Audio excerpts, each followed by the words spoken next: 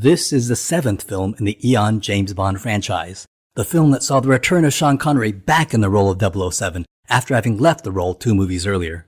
In this movie, James Bond investigates an international diamond smuggling operation that leads him to a Spectre operation in Las Vegas as he evades 2 dangerous and sadistic assassins named Mr. Wint and Mr. Kidd. This is the film that had Blofeld in drag, the film that had James Bond making out with himself, the film that had an elephant playing slots in a Las Vegas casino. Before the release of On Her Majesty's Secret Service, they planned to make a direct sequel with George Lazenby's James Bond going to Europe to hunt Irma Bunt and Blofeld to get revenge for murdering his wife Tracy. The movie would have started out with Bond who was devastated and depressed while mourning the death of Tracy Bond, and he would be a shell of a man that he used to be. He would then spot Irma Bunt in disguise on the subway and chase her until she falls on the subway tracks and dies. But Bond sees that she has a handful of diamonds on her body. Bond would meet up with a diamond smuggler named Tiffany Chase and would go to India where he discovers a Spectre plan to threaten and destroy the diamond market by releasing fake diamonds that are indistinguishable from real diamonds. The location of Las Vegas, which was featured in the book Diamonds Are Forever, was not featured in this version of the movie. With George Lazenby returning as Bond, Telly Savalas would have returned as Blofeld. So Eon decided to build their future James Bond franchise around George Lazenby and offered him a 7-film contract which included a $1 million signing bonus. This would be equivalent to about $10 million in today's money. Well, we know that George Lazenby inexplicably turned it down on the advice of his agent, Ronan O'Rahilly, who believed that the spy film craze would end soon and didn't want George Lazenby to be stuck in a contract or be typecast.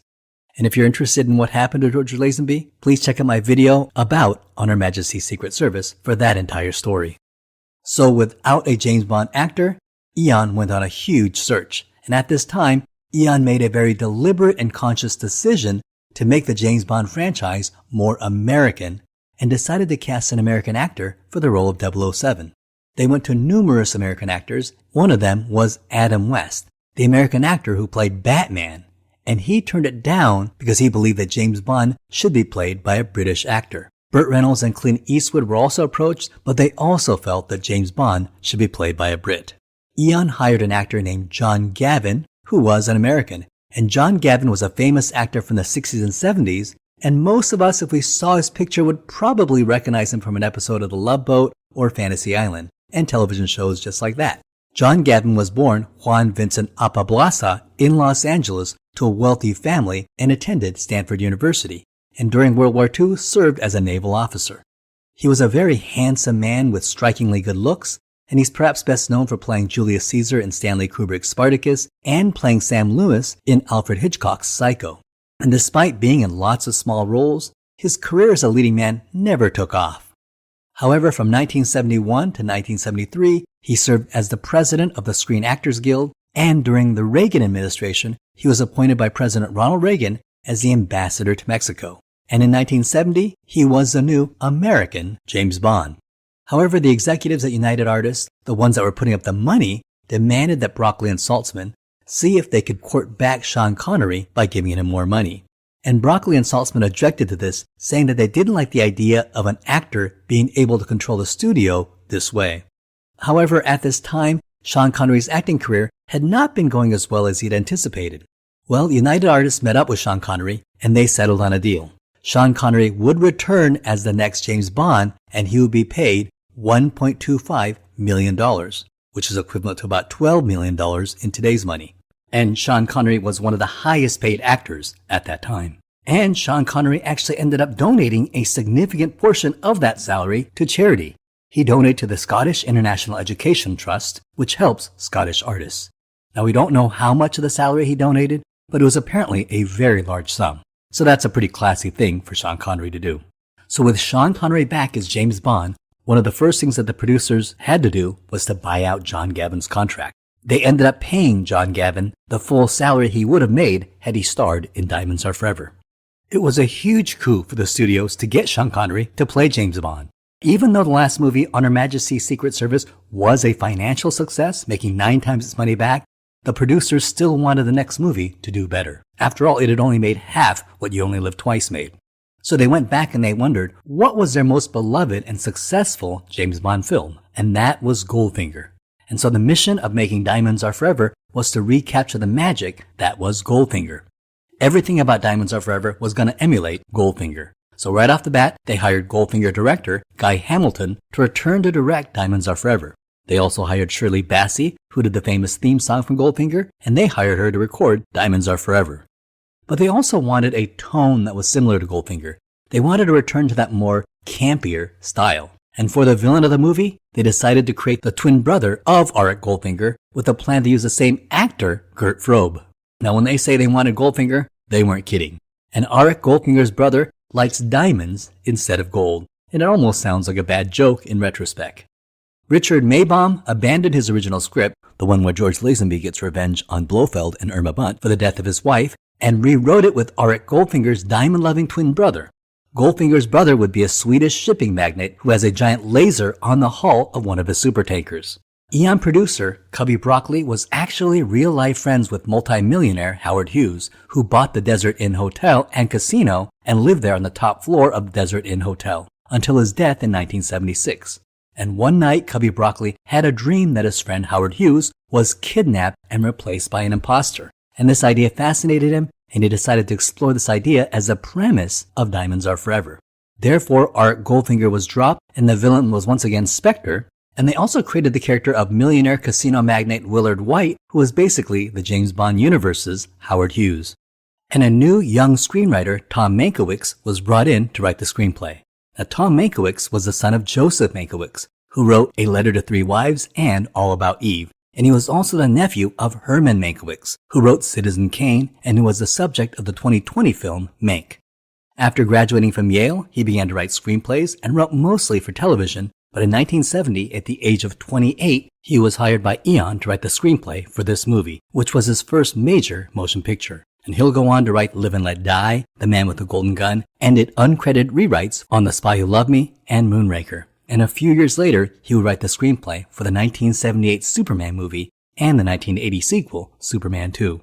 Tom Mankiewicz also helped rewrite Gremlins, The Goonies, and War Games, and even wrote the first draft of the 1989 Batman. And in 1985, he wrote the screenplay for Lady Hawk. Now for the exotic locale, the locale is Las Vegas, Nevada. And while Las Vegas doesn't exactly seem like the most exotic place to film a James Bond movie, because we've been to the Bahamas, we've been to Jamaica, we've been to the Swiss Alps, and we've been all around Europe, and we've even been to Japan. Well, what's something completely different? How about Las Vegas? And the original book for Diamonds Are Forever is set in Las Vegas, so it kind of made sense. And on Her Majesty's Secret Service, while doing very well internationally, it really did the poorest among American audiences. And so one of the goals of Diamonds Are Forever was to intentionally target the American audience. In fact, he even drives an American car in this movie, the 1971 Ford Mustang Mach 1, which was donated by the Ford Motor Company on the condition that James Bond must drive this Ford. And that's why James Bond drives the Ford Mustang Mach 1, and they explain it by saying that this is Tiffany Case's car.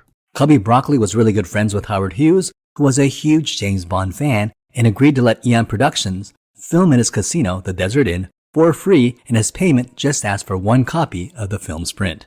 Apparently, the staff of the casino were given instructions that Cubby Broccoli and the Eon production team could have 100% permission to do anything in the Desert Inn casino while filming the movie. And Howard Hughes was able to get the city to close out certain streets to help a lot of the external shots of Las Vegas. And upon Cubby Broccoli's request, Howard Hughes was able to get the entire Las Vegas Strip closed down for 5 nights, just so Guy Hamilton and Eon could shoot this movie. Now that's some political power. Now remember, in the last movie, if we're thinking of this as a sequel to On Her Majesty's Secret Service, Blofeld had just killed James Bond's wife. So this movie starts off with James Bond hunting for Blofeld. And at first it starts off, we see the movie is from James Bond's point of view, so we don't get to see if it's Sean Connery. But we do hear his voice, where's Blofeld? And we realize that Sean Connery is back. Where is Blofeld? Guy! Now unfortunately in this movie, Blofeld is played by Charles Gray, and I don't think he stacks up as well as Donald Pleasance or even Telly Savalas. And it's likely that after paying Sean Connery his $1.25 million, they couldn't afford a major celebrity actor, so they had to settle with Charles Gray. He's definitely a lesser character than the way the previous 2 actors portrayed him, and I think that this is to the film's detriment. Now, Bond fans will remember Charles Gray as the actor that played Mr. Henderson in You Only Live Twice. So here we have the same actor playing 2 different characters in the James Bond series. only 2 movies away, and it kind of gives a weird feeling when watching it today. Now the next weird thing is Sean Connery himself. Now don't get me wrong, it's great to see Sean Connery as Bond, but Connery looks like he's aged 10 to 20 years since we last saw him only 4 years ago in You Only Live Twice. He's aged quite a bit, and he looks tired, his hair seems more gray, he seems weaker in a suit, and he just doesn't seem like he's having as much fun. For the role of this film's Bond girl, Tiffany Case, the role went to an actress named Jill St. John, and she is the first official American Bond girl. And Jane Fonda actually read for the role, so we could have had Jane Fonda in this movie. Raquel Welch and Faye Dunaway were also considered for the role, but eventually went to St. John. And throughout the 60s and 70s and 80s, she had roles in Batman, The Love Boat, Fantasy Island, Magnum P.I., and Heart to Heart. A decade after being in this movie, in 1982, at the age of 42, she began a relationship with Robert Wagner. And in 1990, at the age of 50, the two married, and this is cool, they're still married to this day. And in 1997, the couple starred in an episode of Seinfeld, the Yada Yada episode where Jerry's accused of being an anti-dentite. At a funeral, a couple turns around and it's Robert Wagner as Dr. Abbott, a dentist, and next to him is his wife, Mrs. Abbott, played by Jill St. John. Now I mentioned that Jill St. John and Robert Wagner began their relationship in 1982, a decade after this movie, because this is a really weird coincidence about the cast of this movie. Jill St. John played Tiffany Case, but the other Bond girl was Plenny O'Toole, who was played by Lana Wood. And Lana Wood was another prominent character actor who had been a regular on the soap opera Peyton Place for 2 years from 1966 to 1968. And she's the younger sister of legendary actress Natalie Wood, who was in Miracle on 34th Street, The Searchers, Rebel Without a Cause, and The West Side Story, and was married to Robert Wagner in 1972, and she would die in 1982 when she fell off a boat and drowned. And there's been a lot of conspiracy theories regarding her death, and it's the stuff of Hollywood lore. Well, both Jill St. John and Lana Wood were in this movie together, and they began a feud when they both dated Sean Connery while filming this movie. And this feud would escalate to the next level 10 years later, because they would have this weird family connection through Robert Wagner. In November 1981, Robert Wagner and Natalie Wood were on that yacht when Natalie Wood fell in the water and drowned, and only 3 months later after her death, Robert Wagner and Jill St. John began their romance. In 2016, Lana Wood crashed a benefit honoring St. John and confronted Robert Wagner about Natalie Wood's death. And in February 2018, an investigation on Natalie Wood's death was reopened, and Robert Wagner was named as a person of interest. And in news interviews, Lana Wood stated that she believed Robert Wagner murdered her sister Natalie. But in 2022, Robert Wagner was officially cleared in the death of Natalie Wood. So the mysterious death of Natalie Wood remains a mystery to this day. So the movie starts with James Bond hunting Blofeld, and we're seeing things from Bond's point of view, so we don't see Sean Connery, but we hear his voice. And I don't think it's a coincidence that the first scene of this movie is in Japan. I think it's the filmmakers putting your mind to the idea that this is a sequel to You Only Live Twice, not On Her Majesty's Secret Service. It's like the filmmakers are cleverly playing both sides of the fence. On one hand, for those that liked On Her Majesty's Secret Service, this is a direct sequel to Lazenby's movie because Bond is hunting for Blofeld for killing Tracy.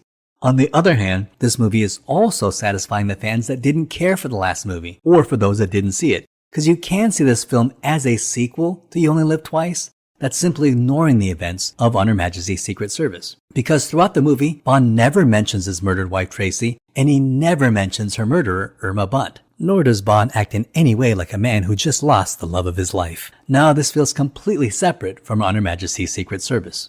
So Bond beats up a few people and narrows in on Blofeld, and we finally see Connery's face. And he introduces himself, but it sounds weird, and that's because they sped it up. My name is Bond. James Bond. And I don't know why they did this, because this introduction was in the trailer and they played that at regular speed. My name is Bond. James Bond. So I have no idea why they sped it up in the theatrical release. We then see Blofeld, now played by Charles Gray, and his new scam is that he's making clones of himself by putting an artificial face on his minions and dunking them in some bioengineered mud, which makes them near identical clones of Blofeld. They achieved this by using brown-colored mashed potato. And it sounds benign enough. After all, mashed potato doesn't smell too bad, right? Wrong. Apparently, after 24 hours, the mashed potato smelled worse than anything the cast and crew ever smelled before. Apparently, memories of the smell of that tub of mashed potato still haunts many cast members, To this day, it was apparently terrible. We then get the musical number, Diamonds Are Forever, once again by Shirley Bassey, in an attempt to recapture the magic that was Goldfinger. Then Bond meets with M and Sir Donald Munger, a diamond expert, who asks Bond how his holiday was. Thank you. You've been on holiday, I understand.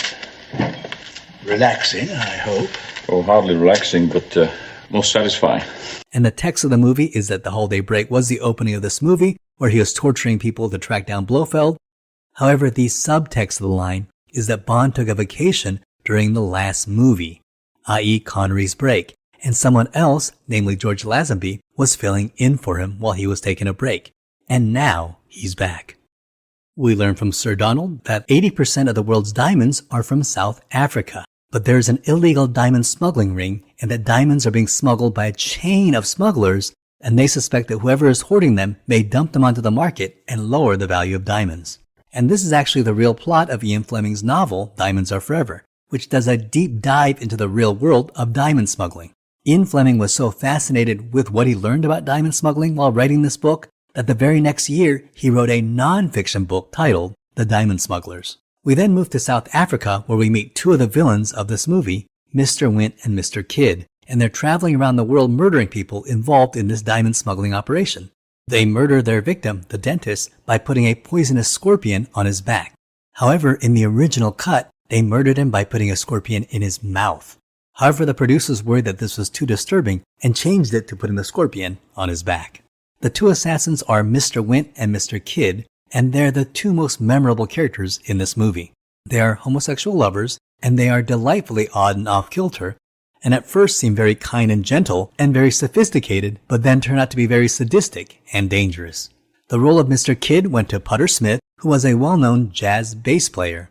He was playing in Los Angeles with famed jazz pianist Thelonious Monk when he was spotted by Guy Hamilton and cast in this movie. For the role of Mr. Wint, Eon originally cast musician Paul Williams, who was at that time a famous songwriter.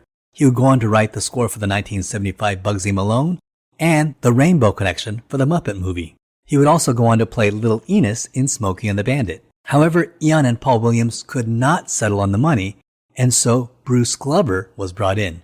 And Bruce Glover was a very prominent character actor and had been in 100 small roles in movies and TV, but today he is probably best known for his role as Mr. Wint in this movie, and is also known for being the father of Crispin Glover, who played George McFly in Back to the Future. And all the diamonds are going to Blofeld, who is building a giant laser which he will fire from a satellite. A laser capable of destroying missile silos and submarines and even cities. And Blofeld will use this laser to blackmail the world's governments. Now, presumably at the start of the movie, Blofeld has finished collecting all the diamonds that he needs, and with the last smuggled batch, he'll send his two assassins, Mr. Wint and Mr. Kidd, to clean up the smuggling chain and assassinate everyone involved. Meanwhile, James Bond enters to investigate the operation and throws a huge monkey wrench into everything.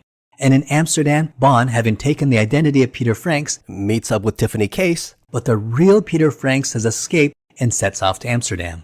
He and Bond meet at Case's apartment, where they have a violent close-quarters fight inside a glass elevator. And this is a fantastic action sequence. He is killed, and they decide to use his body to smuggle the diamonds into the U.S. by putting the diamonds into his alimentary canal. In Los Angeles, they run into Felix Leiter, and here he's played by character actor Norman Burton. And he is one of the more forgettable Felix Leiters. And it is here that they will switch the real diamonds and replace them with fake ones. Well, Shady Tree appears to be making some extra money on the side by smuggling diamonds. And while Shady Tree is a minor villain in the movie, in the book, he was Bond's ally. There is also a film scene of Sammy Davis Jr. that also ended up on the cutting room floor. So Bond relaxes at a casino, and while playing craps, Bond meets Plenty O'Toole. And meeting Bond will result in a lot of bad luck for Plenty. She's thrown out of a window into the pool below, and later she'll be mistaken for Tiffany and murdered. And this is a little confusing in the movie since Plenty O'Toole is just some local girl that Bond picked up. Why is she murdered? Well, in a deleted scene, after being thrown into the pool by the gangsters, she'll go back up to Bond's hotel room and see Bond and Tiffany making love, and she'll get jealous and search Tiffany's purse and get her address. She'll then go to Tiffany's house in order to confront her, but then is mistaken by the gangsters for Tiffany Case. and that's why she's murdered. So Bond tells Tiffany to get the diamonds at the Circus Hotel, and she retrieves the diamonds and hands it off to the next link in the smuggling chain, and then notices that Willard White's hotel manager, Bert Saxby, has picked up the diamonds and hands it to a mysterious scientist. And so she provides a distraction, allowing Bond to get into the van, and they follow him to a remote laboratory called W Tektronix, owned by Willard White, which we later find out has been taken over by Spectre. And this is a reference to the real Howard Hughes, on which the character of Willard White was based. And today we think of Howard Hughes as that eccentric Las Vegas casino owner with OCD, but that was a very small part of the later stages of his life. During his lifetime, he was a business magnate, a movie and film producer, an aircraft pilot, and an aerospace engineer. And he was a very important figure in the aviation industry and had designed some of the most important aircrafts of his day. And therefore, there's a scene where James Bond is running away from Willard Tektronix security guards, and he actually runs into a fake filming of the moon landing. And this is kind of out of nowhere, but when this movie came out, it was only 2 years after the moon landing. It's one small step for man, one giant leap for mankind. And it was a pretty popular belief at that time that the moon landing could have been faked. And in real life, Howard Hughes could really be an individual with enough power and resources to pull off such a deception onto the world. Now, the two actors playing astronauts are jumping around and moving in slow motion, simulating low gravity, and I love that when Bond runs past him, the astronauts stay in character and try to grab him in slow motion. And so Bond jumps onto a moon buggy, which is designed for the rocky terrain of the moon, and it's perfect for the Nevada desert, but the security guards are following him in regular sedans, and they end up crashing their cars.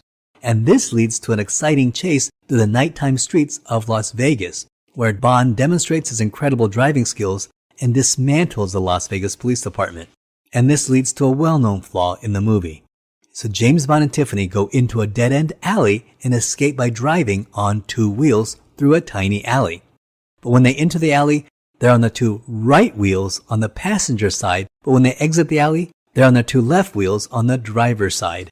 And this happened because the clip where they enter the alley was done on a set in Los Angeles. However, they had to go to Las Vegas to get the external shots where Bond leaves the alley onto the busy Las Vegas street. Well, the American stunt team could not do the stunt properly, and therefore they flew in a French stunt team to do the stunt, and they were able to do it, but they did it on the wrong side. Several people in the crew practically had a heart attack. Well, Guy Hamilton didn't care, he thought it looked good. And so it was cut and print, and the French stunt team were sent back. However, when they were looking at the dailies, the flaw was just too noticeable. So Guy Hamilton had an easy solution where they showed a quick clip of the car changing sides in the middle of the alley. And it doesn't make much sense, but it worked. Enough.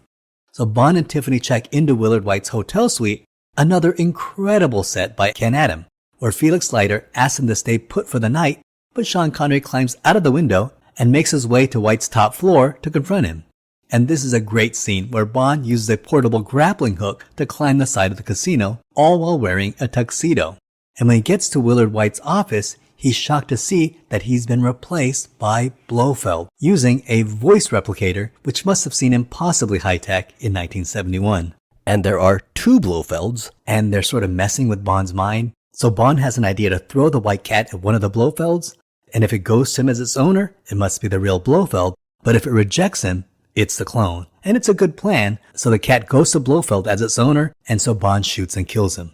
However, it was the wrong Blofeld, because apparently each Blofeld has their own white cat, and I really did like this. Blofeld knocks out Bond in the elevator with gas and has Mr. Wint and Mr. Kidd kill him. And here we get more villain shenanigans that would have driven Dr. Evil's son Scott Evil absolutely insane. Rather than just shoot him right then and there, they create an elaborate death trap where he's placed in a pipeline and left to die, but of course is able to escape with minimal effort. All right, guard, begin the unnecessarily slow-moving dipping mechanism. Close the tank! Wait, aren't you even gonna watch them? They could get away. No. I'm just gonna assume it all went to plan. What? I have a gun in my room. You give me 5 seconds, I'll get it. I'll come back down here, boom! I'll blow their brains out. Scott, you just don't get it, do you? But it does lead to a great scene where construction workers are working in the pipe, and Bond just walks out of the pipe in his impeccable tuxedo. leaving the construction workers shocked and confused. Bond and the CIA rescue Willard White, and he's being guarded by Bambi and Thumper. And when this movie came out in 1971, Bambi and Thumper were huge sensations. Audiences had never seen anything like them before and couldn't get enough of them. And Willard White is played by Jimmy Dean. And Jimmy Dean was an American country western singer and actor who was best known for his song Big Bad John and for hosting The Jimmy Dean Show. And Jimmy Dean worked at a desert inn where his boss was Howard Hughes. So he was very nervous to be portraying a version of his boss. Fortunately, Howard Hughes liked his portrayal. And in case you're wondering if there's any connection between Jimmy Dean and the Jimmy Dean sausages, yes, there is. Jimmy Dean himself started the Jimmy Dean Sausage Company with his brother in 1969, which did well in part because Dean created a series of humorous commercials starring himself. Incidentally, the Jimmy Dean Sausage Company was sold to the Sara Lee Corporation in 1984. And Jimmy Dean has said that when his friends want to talk about his role in this movie, they always ask him about Bambi and Thumper and what they were like. Well, unfortunately, by the time Jimmy Dean had arrived on set, the Bambi and Thumper scenes had already been filmed and the actresses were gone. So he was never on set with them, and to his friend's disappointment, he never got to meet them. And then back at the casino, we get this very bizarre scene where Tiffany Case is kidnapped. by Blofeld in drag. What? But here it is, Blofeld wearing a dress and all decked out in makeup with eyeshadow and lipstick. It is so weird. So Blofeld launches a satellite and begins to destroy the world's nuclear arsenal. And we get some really bad television-grade special effects of a submarine being destroyed and a Chinese nuclear weapons facility being hit with this ridiculous and laughable special effects of a Chinese soldier being burned. And Blofeld's plan is to resell nuclear weapons to the world's government's highest bidder, and as a demonstration, decides to destroy Washington, D.C. for not answering his calls. And this final action sequence, it's pretty bad, because I can only assume that they started running out of money because the tone and look of the final scenes just doesn't seem to match the beginning of the movie. Bond and the CIA tracked Blofeld to an oil rig off the coast of Baja California. And the crew did not build this oil rig. They went with a much cheaper option. They rented a portable oil rig at a rate of $40,000 a day and towed it to the coast of Southern California. And Bond's plan is to switch the cassette tapes containing the codes for the satellite laser. And why a cassette tape? Well, many of you youngsters will probably need an explanation. So before thumb drives and SD cards, in the late 1990s, we used to have plastic 3.5-inch floppy disks. And these were popular and continued to be used for 3 decades until 2010. But before that, in the late 1970s to the early 1980s, we had the 5.25-inch floppy disks, and they really were floppy. And you've seen these. Well, before that, in the 1970s, computer storage was done on a cassette recorder. Yup, personal computers came with a cassette recorder. So you want to play a video game on your PC? You had to spend 30 to 40 minutes loading up the game. You know, it was just quicker to play the Atari. So this is the technology that Blofeld is using to store the codes for his satellite laser. And Bond makes the switch, but Tiffany tries to help and switches it again. I did it. I switched the tape in the machine. You stupid twit, you put the real one back in. Come on, let's go. Then Bond releases a weather balloon which signals to Felix Leiter to commence the attack on the oil rig. And I guess it's an acceptable action sequence. You know, it's got helicopters and machine guns and lots of explosions. Let's say it's a minimally serviceable action sequence. Then Blofeld is about to escape in a miniature submarine, but Bond grabs it with a crane and he starts slamming it against the wall, and it seems kind of like a farce, almost worthy of a Gilligan's Island episode. And this is the final scene of the movie. This is the climactic action sequence of the Bond film. Think of the final boat chase in From Russia with Love, the Fort Knox sequence in Goldfinger, the Spectre lair inside a volcano in You Only Live Twice, and then compare it to this film. It just doesn't compare and comes across as very inferior and low budget. This movie was made for $7.1 million, which is already lower than Thunderball, You Only Live Twice, and On Her Majesty's Secret Service. Now, if you take away Sean Connery's already $1.25 million salary, we're left with a movie that was made with just over $5 million. That's basically half the budget of You Only Live Twice, which was made for $9.5 million. And that makes this movie an ultra-low budget film. So considering that Thunderball and You Only Live Twice had twice the budget of this movie, well, I think it shows throughout the entire film. Well, that said, ultimately, it didn't really seem to matter. This film was released on the 17th of December 1971, and it was a huge success. It broke the box office record for a 3-day release, and in the US, it remained the #1 film for 7 consecutive weeks. It grossed a total of $43 million in the US and went on to make $116 million worldwide. At that time, it received positive reviews as a fun and irreverent movie. Roger Ebert gave it a thumbs up, and Time magazine called it the best of the lot. Incidentally, Gene Siskel gave it a thumbs down. However, Time has not been kind to this movie, and now 50 years later, it is considered one of the weaker entries into the Bond canon. IGN listed it as the 3rd worst movie behind The Man with the Golden Gun and Die Another Day, and Total Film listed Mr. Wint and Mr. Kidd as the worst villains in the James Bond franchise, and Bambi and Thumper were listed as the 2nd worst. However, there is still something very fun and watchable about this movie, proving that even one of the worst James Bond movies is still a pretty good movie. And thus we have Sean Connery's exit as James Bond. He will never be in another Eon production and won't play James Bond for over a decade until the non-canon Never Say Never Again. In the next film, we're going to have the introduction of a whole new James Bond played by a man named Roger Moore, who would go on to become pretty much the quintessential Bond of the 70s and 80s and define the next era of 007. So that ends this video. Don't forget to like and subscribe, and thank you so much for watching. I hope you had a great time.